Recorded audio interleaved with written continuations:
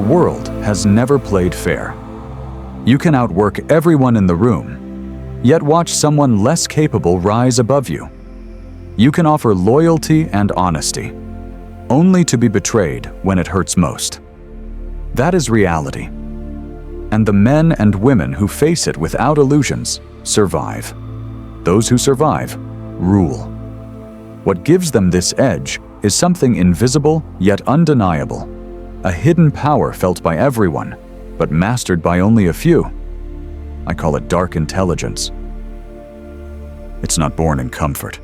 It's forged through betrayal, humiliation, and failure. Most people collapse under the weight of those moments, but a rare few transform that pain into strength. They don't fight when others argue. They don't panic when others rage. They don't reveal when others overshare. While most play checkers, they quietly prepare for chess. And before we begin, let me be clear. This knowledge is for protection, not destruction. You don't need to become a villain. You only need to be sharp enough that no one can use you. Drop this in the comments. I choose strategic intelligence, not emotional reaction. 1. Calculated opacity, the power of strategic mystery. In a boardroom in New York City, a senior manager was asked about the company's expansion plans. Everyone expected a detailed answer. Numbers, projections, strategies. But instead, he simply smiled and said, "There are a few important things we're working on." And then he changed the subject. For the next week, the office buzzed with speculation. Employees debated what his words meant. Competitors tried to guess what was coming. Even the higher executives couldn't stop thinking about it. And here's the irony. By saying less, he made everyone think more. That is the essence of calculated opacity, a principle at the heart of what I call dark intelligence. The less people know, the more they imagine. And it's their imagination, not your words, that gives you power. Machiavelli once wrote, "Everyone sees what you appear to be. Few experience what you really are." Think about the most intriguing people you've met, the ones who stay on your mind. It's rarely the person who told you their life story in the first 10 minutes. It's the one who left gaps, unanswered questions, fragments of mystery. They made you want to know more. Most of us make the opposite mistake. We overshare. Someone asks us a simple question, and we feel obligated to give the full answer. They ask what your plans are, and suddenly you're explaining your schedule, your motivations, your fears, your goals. You think you're building trust. In reality, you're handing away your leverage. Here's the truth. Information is currency. Spend it recklessly, and you'll always end up broke. Spend it selectively, and people will value every word you say. Think about casual conversations. Someone asks, "What are you doing this weekend?" Most people respond with complete transparency. "Oh, I'm just staying home, maybe watching some movies." That's honest, but it's also boring. It makes you predictable and forgettable. Now imagine responding differently. "I've got something important I need to take care of." You don't explain. You don't overshare. You simply leave the sentence hanging and then steer the conversation elsewhere. Suddenly, you're no longer predictable. You're interesting. You're memorable. And the person asking is left to wonder what exactly you're doing. This doesn't mean lying. It doesn't mean being secretive about everything. It means being deliberate, choosing what to reveal, when to reveal it, and to whom. That's calculated opacity. Let's look at this in practice. In business negotiations, if you reveal every detail of your budget, your deadlines, and your weaknesses, the other side will squeeze you dry. But if you share just enough to keep the deal moving while holding back your full position, you maintain leverage. In relationships, oversharing every fear and insecurity too early can push people away. But letting them discover who you are gradually, in layers, creates intrigue and depth. In politics, the leaders who dominate headlines aren't always the ones who speak the most. Often, they are the ones who say just enough to spark debate while keeping their true strategies hidden. We live in an era of oversharing. Social media has conditioned people to broadcast every detail of their lives: breakfast photos, workout routines, political opinions. But in a world where everyone is shouting, the person who speaks with restraint becomes magnetic. When your words are rare, they carry weight. Calculated opacity also protects you. The more others know about your fears, your weaknesses, your plans, the easier it is for them to use that knowledge against you. Think of it this way. When you play poker, do you lay all your cards face up on the table? Of course not. Power lies in what you withhold, not in what you reveal. Some of the most successful figures in history understood this. Steve Jobs was famous for giving cryptic answers about Apple's future products. He would hint, smile, and then change the subject. The result? The entire tech world speculated for months, building anticipation that turned into millions in sales when the product was finally revealed. Or look at Warren Buffett. He rarely speaks publicly about his next investment moves. He doesn't need to. By the time people find out what he's doing, it's already too late to copy him. His silence is a form of influence. Even in everyday life, this principle works. Imagine a man on a date who answers every question with blunt honesty, explaining his entire history, fears, and routines. He thinks he's being authentic. But what he's really doing is removing all sense of discovery. Now imagine someone who answers with humor, who leaves space for curiosity, who doesn't explain everything at once. That's the person who lingers in memory. So how do you practice calculated opacity without becoming cold or evasive? The key is balance. Reveal enough to build connection, but not so much that you lose advantage. Share stories, but leave certain details untold. Be genuine, but selective. Here's the bottom line. People pay attention when they know you don't say everything. They listen more closely. They wonder about you when you're not around. They respect your privacy, even if they don't fully understand it.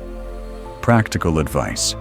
Next time someone asks about your plans, resist the urge to explain everything. Give them a short, deliberate answer that sparks curiosity instead of killing it. And now I'll ask you directly, have you ever shared too much, only to regret it later? What happened? Drop your story in the comments below. Remember, mystery is not about deception. It's about maintaining control over your narrative and your relationships. And in a world that rewards predictability with invisibility, calculated opacity makes you unforgettable. 2. Adaptive persona, the power of shifting without losing yourself. In the heart of Silicon Valley, the most effective CEOs have a unique skill. They don't just talk to engineers about coding and product specs. They also know how to inspire investors with vision, how to rally employees with purpose, and how to win customers with simple, relatable language. It's not acting. It's not manipulation. It's what I call the adaptive persona, the ability to shift how you present yourself depending on who's in front of you, while staying true to your core. Think of water. No matter the container, cup, bottle, river, or ocean, it's still water. Its essence never changes, but its shape adapts. That's exactly how your persona should work. Your core values remain constant, but the way you communicate bends to the context. Here's the mistake most people make. They confuse authenticity with sameness. They think, if I'm being real, I should act the same in every situation. But authenticity isn't about being identical everywhere. It's about being true to yourself while expressing different sides of that self, depending on the moment. Consider how you naturally adjust already. You don't talk to your grandmother the way you talk to your best friend. You don't use the same tone in a job interview as you do at a football game. And you don't explain something to a child in the same way you explain it to your boss. You've been adapting your whole life. Adaptive persona simply makes this natural skill intentional. So why does it matter? Because people are not one size fits all. Every person processes the world differently. Some people are analytical. They crave numbers, facts, and logic. Others are deeply emotional. They need empathy, warmth, and reassurance. Some are practical, looking for clear steps and tangible solutions. And some are visionaries. They don't care about details. They want to see the big picture, the future, the dream. If you use the same approach with everyone, you'll connect with some, but completely miss others. But if you adapt your persona to fit the person in front of you, you become universally effective. Let's look at some modern examples. In business, think about Barack Obama on the campaign trail. With working-class voters, he told stories rooted in family and community. With policy experts, he presented clear data and logical structures. Same man, same values, but different expression. That's why he connected so broadly. In sales, imagine a tech startup in Austin pitching their product. When speaking to venture capitalists, they emphasize scalability and return on investment. When speaking to users, they highlight simplicity and usability. When speaking to their own team, they focus on mission and culture. One product, three very different presentations.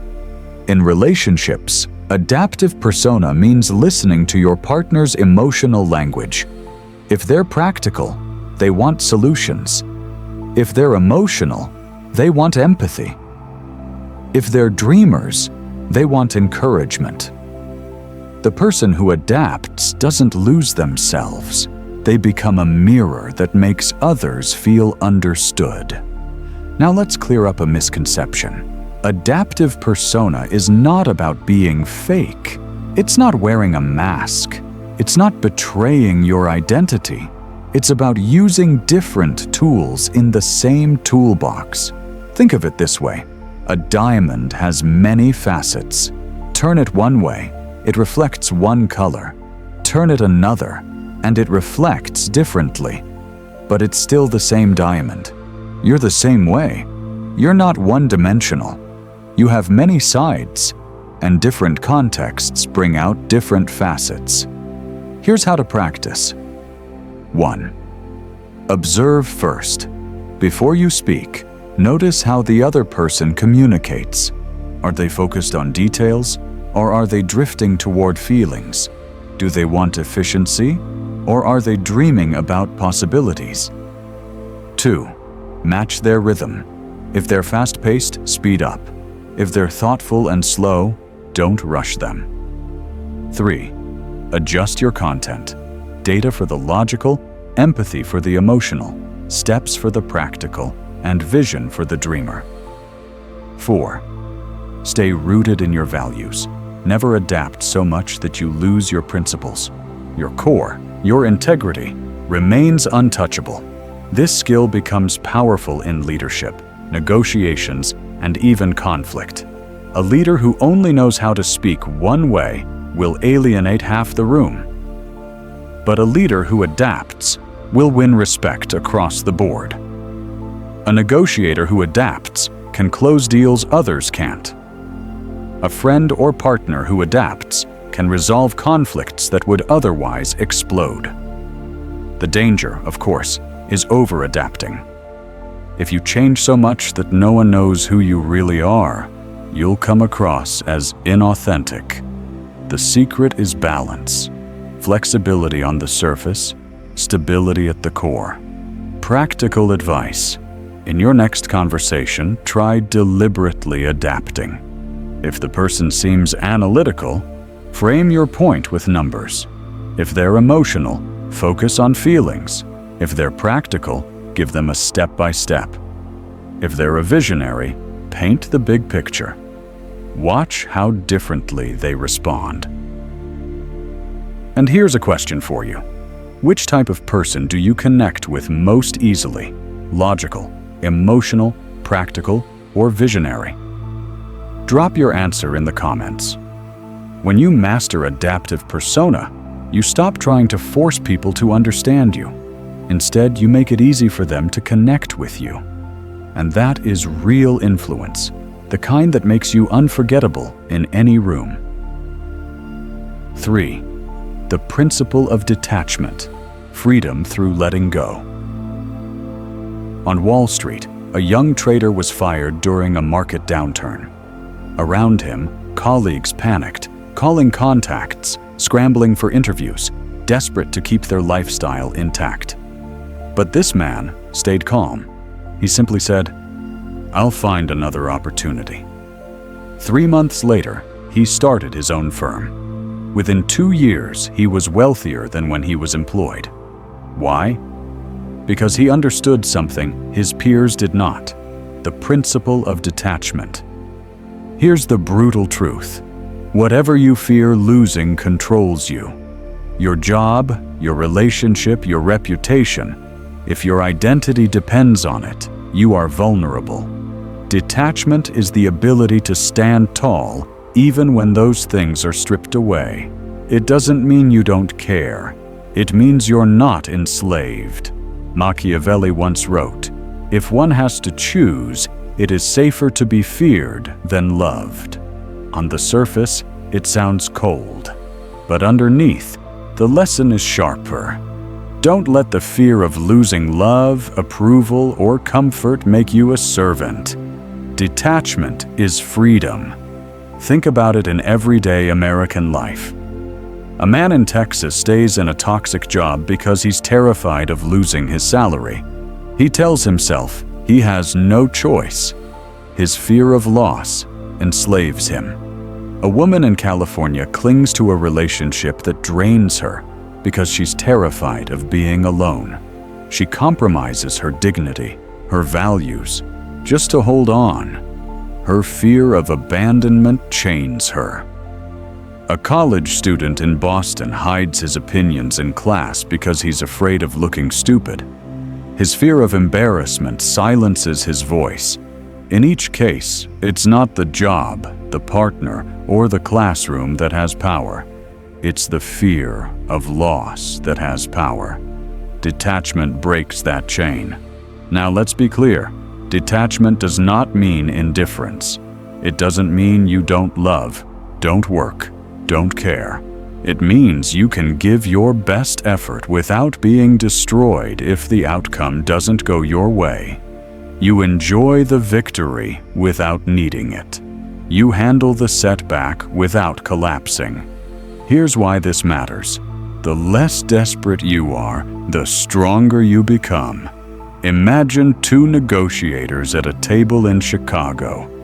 Person A desperately needs the deal.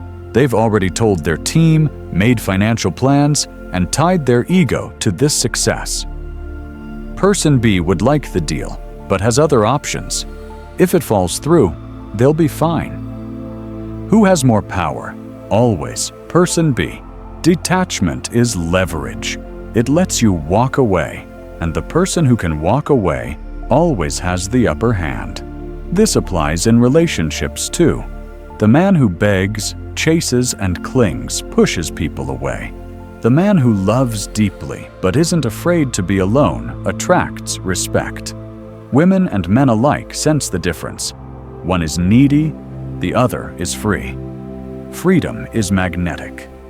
The paradox of detachment is this: the less you need something, the more likely you are to get it. Confidence comes not from guarantees, but from knowing you'll survive even without them. People trust leaders who can lose without falling apart, partners who can argue without leaving, and friends who can disagree without drama. So how do you practice this? You don't start with life or death stakes. You start small. Stop trying to win every argument. Sometimes silence is more powerful. Stop needing everyone to like you. Accept that some people won't, and that's fine. Stop clinging to rigid plans. Life changes. Flexibility is power. Every time you release attachment to an outcome, you gain clarity. You see situations without the fog of desperation. You make smarter decisions because you're not blinded by fear. Here's a personal story from the Midwest. A small business owner lost his largest client. Instead of panicking, he treated it as freedom. The contract had been draining him, keeping him from pursuing other opportunities. Within a year, he replaced that one client with 3 better ones, and his income doubled. His detachment turned loss into leverage. Contrast that with another man who lost his girlfriend in Los Angeles. Instead of letting go, he spiraled, begging her back, texting constantly, reshaping his identity around her. He lost not just the relationship, but also his self-respect. The difference wasn't in the event, it was in their attachment. Detachment also protects you from manipulation. Imagine someone threatens you with the loss of something you don't fear losing: a job, a friendship, a deal. Their weapon vanishes. The most dangerous person in any room is the one who has nothing to lose. But the most powerful person is the one who has everything to gain and nothing to fear. Practical advice: train yourself in small detachments. Let go of the need to have the last word. Let go of the need to post every opinion online. Let go of the need for your plans to unfold perfectly. Over time, this builds resilience, clarity, and real authority. Now I'll turn it to you. What's the hardest thing you've ever had to let go of? A relationship? A job? An opportunity? Share your story in the comments. Remember, detachment isn't about caring less. It's about caring without chains. When you live by that principle, you're no longer controlled by fear, and you step into a strength most people never taste. 4. Silent leverage, the subtle power that speaks louder than words. In Washington, D.C., a tense negotiation once unfolded between 2 parties. One side spoke non-stop, laying out their arguments, justifying their position, filling every pause with chatter. The other side? They barely spoke at all. They observed. They nodded occasionally. They let the silence stretch. And as the minutes passed, something interesting happened. The talkative side revealed more than they should. Weaknesses, insecurities, even their bottom line. The deal eventually tilted in favor of the quiet party. Why? Because they mastered silent leverage. Most people believe power is loud. They think it's about shouting the longest, talking the fastest, dominating the airwaves. But true power doesn't always announce itself. Real power whispers. Real power is often the presence in the room that forces everyone else to measure their words more carefully. Silent leverage is the art of influencing without speaking. It's about positioning yourself so that your mere restraint shifts the entire dynamic. Think about conversations in everyday life. Most people are uncomfortable with silence. In a meeting in New York, if someone asks you a hard question and you pause for 5 seconds before answering, those 5 seconds feel like eternity to everyone else. The room leans in. The weight of your response multiplies because silence builds anticipation. Now picture a courtroom in Los Angeles. A lawyer cross-examines a witness and pauses deliberately after every answer. The silence makes the witness nervous, and in that discomfort, they often blurt out something unintended. Silence doesn't just create space, it creates pressure. Here's how silent leverage works in practice. In meetings, most people rush to fill the gaps. If you stay comfortable with pauses, you force others to reveal more. In negotiations, you don't have to say, "I'll walk away." Your calm demeanor, your unwillingness to over-explain, your subtle references to alternatives, these communicate louder than threats. In relationships, sometimes silence after an argument is more powerful than 1,000 angry words.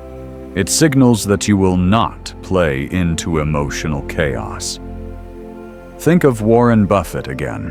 He often sits quietly in shareholder meetings while others argue and speculate. His rare comments, delivered after long silences, are treated like gold. People listen more because he speaks less, or consider corporate America. In Silicon Valley, an executive who always talks in meetings gets tuned out.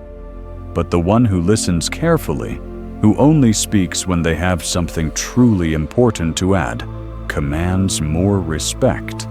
Their silence gives their words gravity. There's also a psychological mechanism at play here. Humans crave resolution.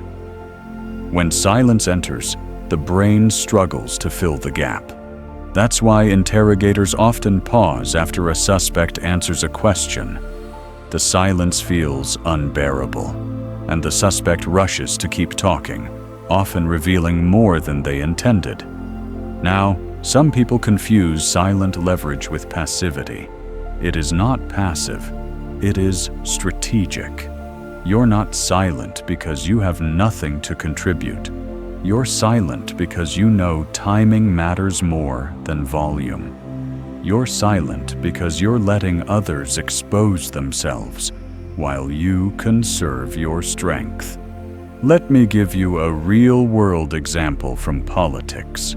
During the 1980 presidential debate, Jimmy Carter attacked Ronald Reagan's record in detail.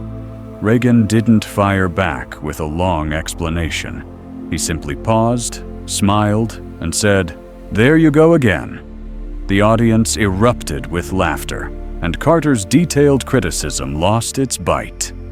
Reagan's restraint, his ability to say less, won the moment.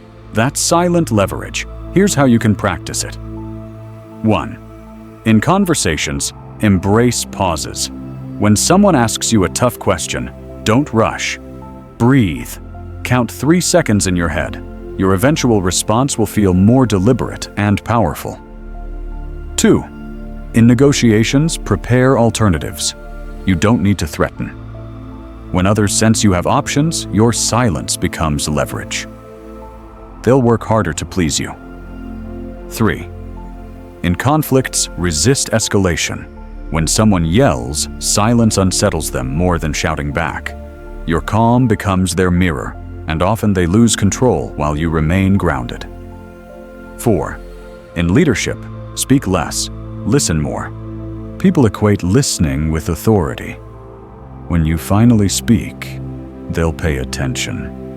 But there's an ethical side here too. Silent leverage is not about manipulation for harm.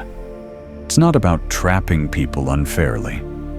The most powerful use of this skill is to guide people toward better decisions, to create space for reflection, and to shift dynamics in a way that benefits everyone. Silence can be a weapon, yes, but it can also be a shield.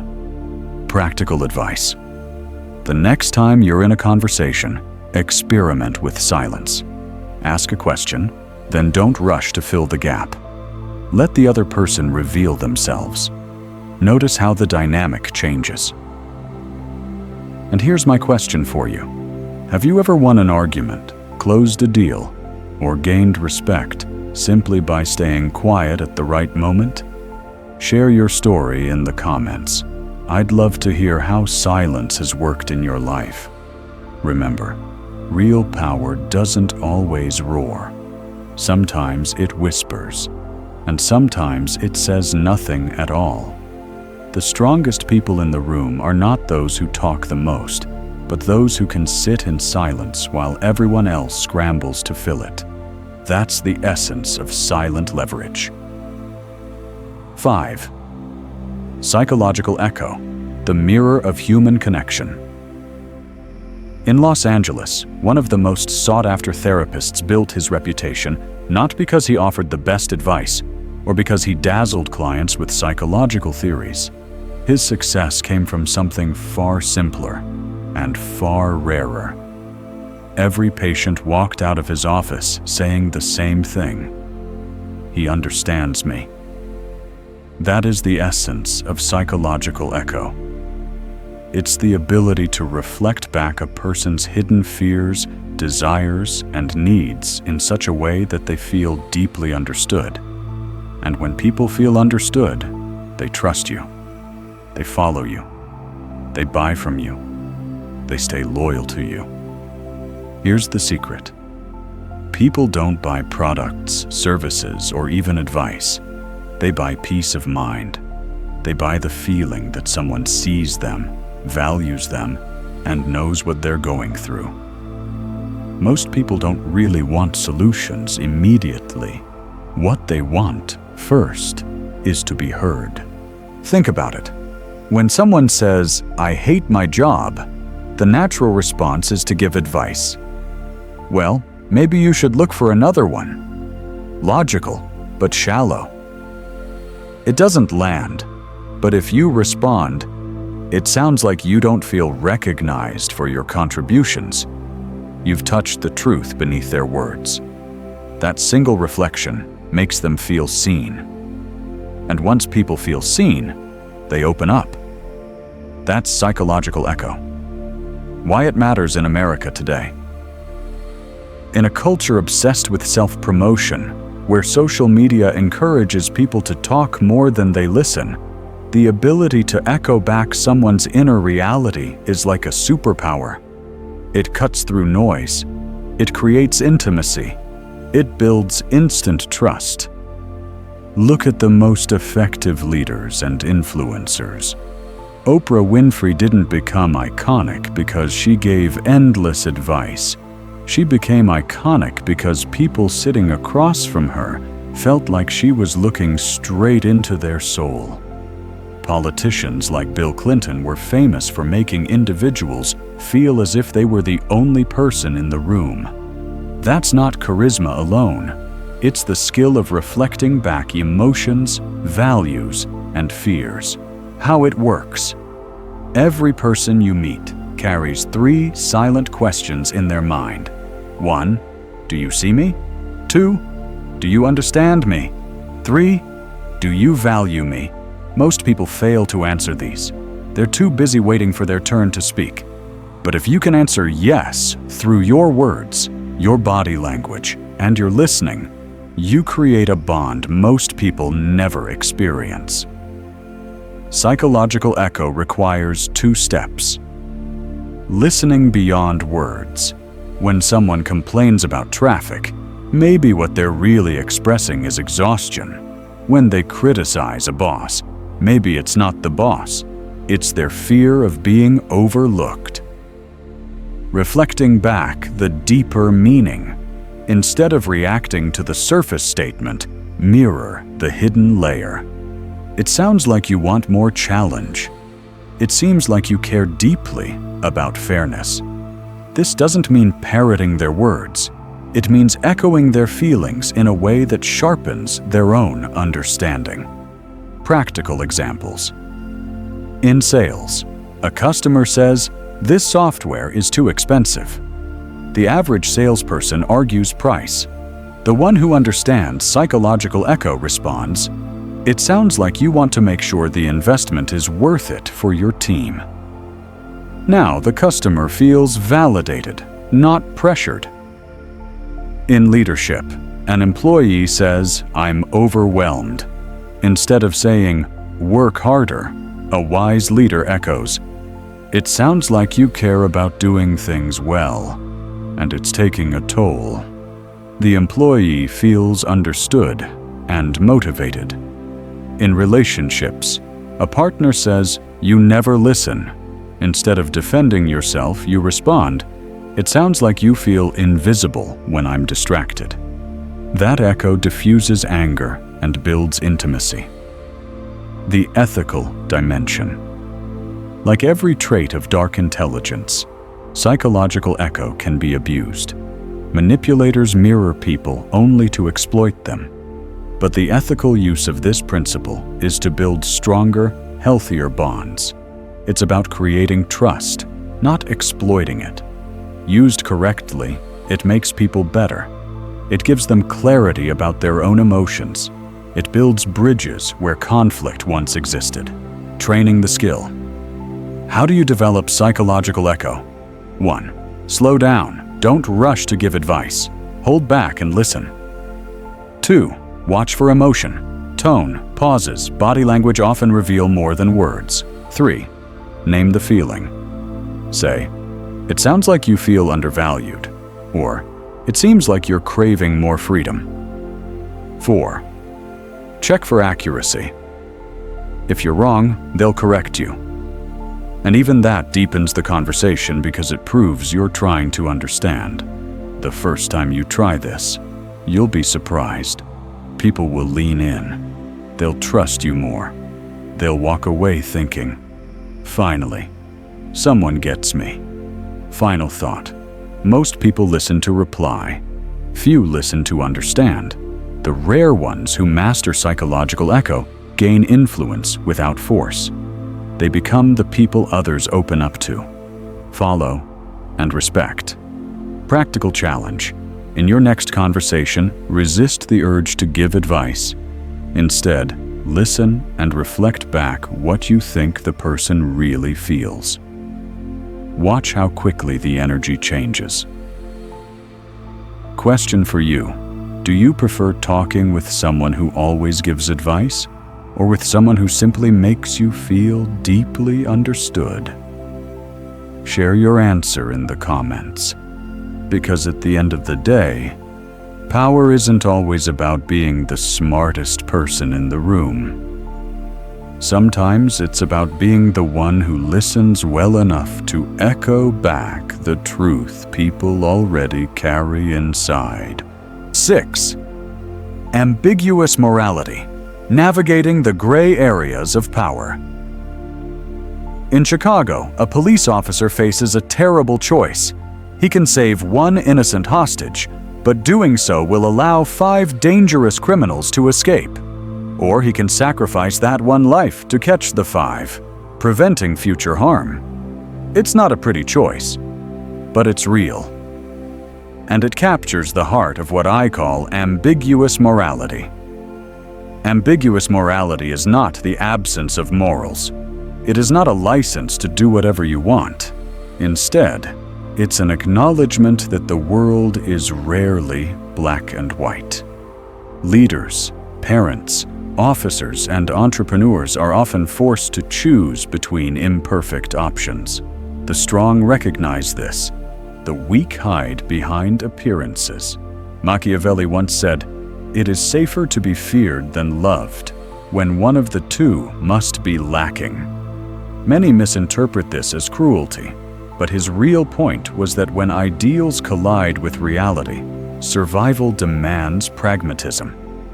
A strong leader doesn't ask, "What makes me look good right now?" They ask, What choice creates the best long-term outcome for the most people? Consider modern examples. In business, a CEO may need to lay off part of the workforce to save the entire company.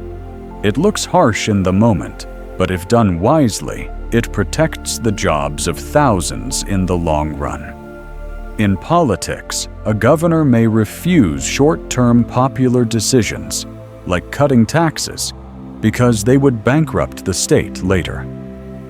They endure criticism now for stability tomorrow.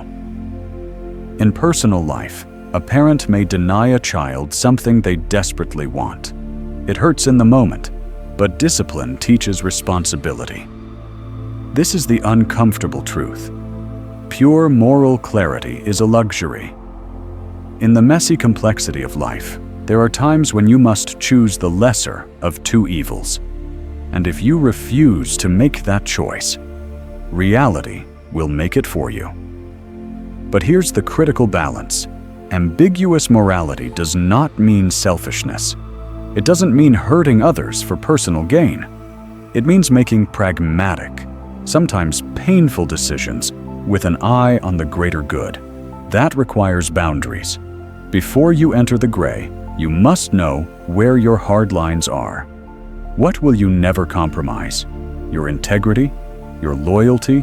Your refusal to harm the innocent? These non-negotiables serve as guardrails. Within them, you can be flexible. Without them, you risk becoming corrupt. Let's return to the officer in Chicago. No matter what choice he makes, critics will judge. That's another burden of leadership. People will always misunderstand, but ambiguous morality isn't about pleasing everyone.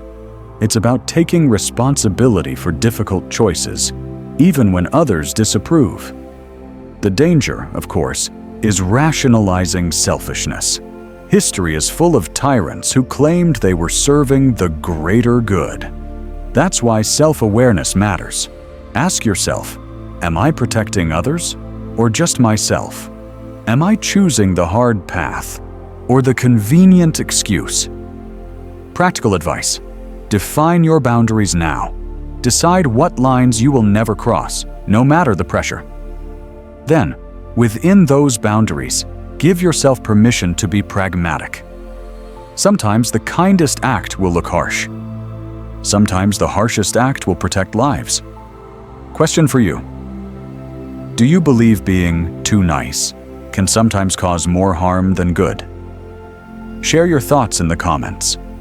Because in the end, the world does not reward those who cling to perfect appearances. It rewards those who can navigate the gray, who can live with complexity, and who can make tough choices without losing their soul. That is the essence of ambiguous morality. 7.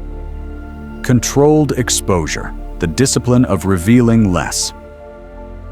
We live in the age of TikTok and Instagram, where oversharing is not just common, it's expected. People broadcast what they eat, where they travel, who they date, and what to think about every headline. But here's the paradox. In a world where everyone is constantly talking, the person who shares less becomes more powerful. That's the principle of controlled exposure. It's not about being secretive or paranoid. It's about being intentional, choosing what you reveal, when you reveal it, and to whom. Because once something is shared, it's permanent. You can't take it back. And in life, just like in poker, the more cards you keep hidden, the stronger your hand. Think about a workplace example in Texas. A new employee joined a tech firm. Instead of bragging about every skill he had in the first week, he revealed them gradually. 1 month, he solved a technical issue no one else could. A few weeks later, he stepped up to lead a difficult project.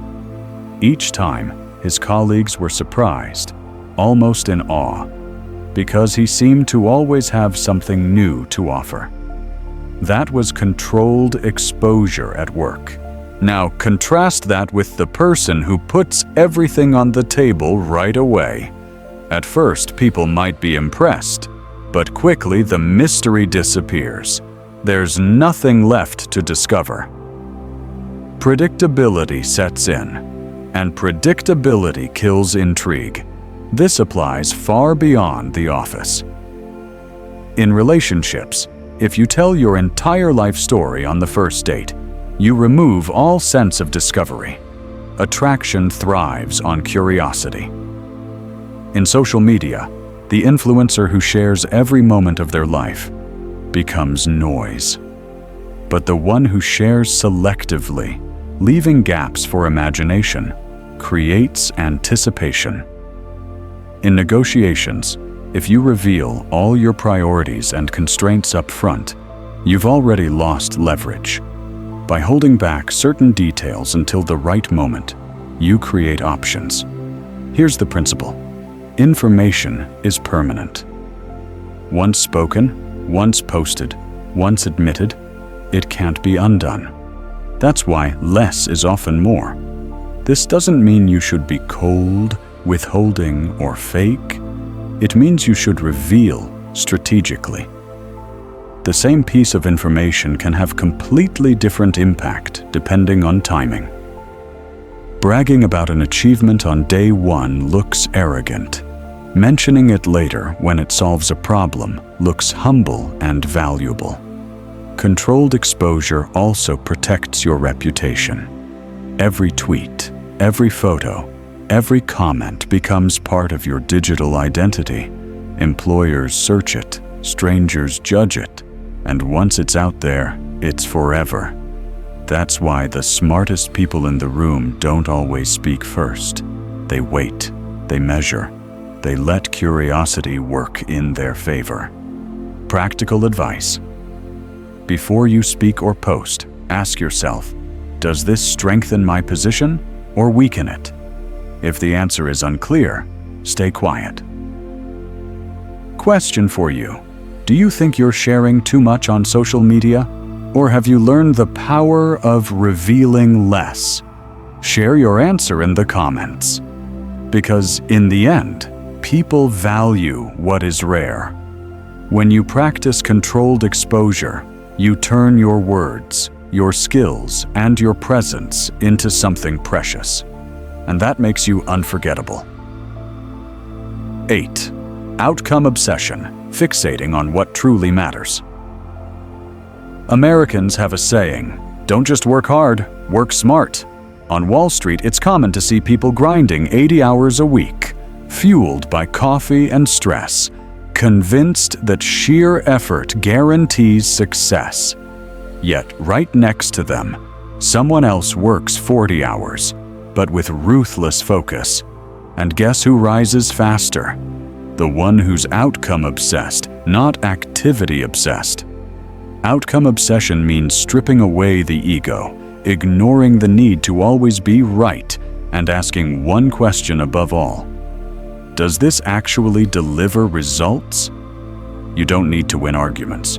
You need to change behavior. You don't need to look smart in the meeting. You need to hit the target that moves the company forward. You don't need to appear busy. You need to be effective. The average person confuses activity with achievement. They think full calendars, endless emails, and long hours equal progress. But the outcome-obsessed know better. They recognize that 20% of actions create 80% of results. The rest is noise. Take Silicon Valley startups.